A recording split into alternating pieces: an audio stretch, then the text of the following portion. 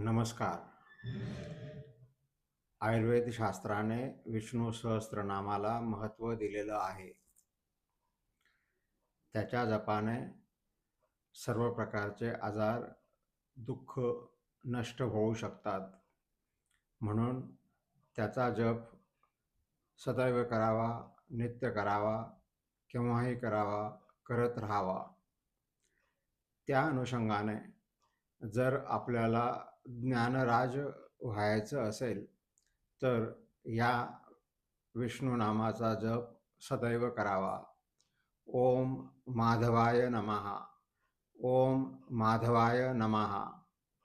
प्रयत्न करा, करत राहा. आपल्याला यश निश्चितपणे प्राप्त होईल. धन्यवाद.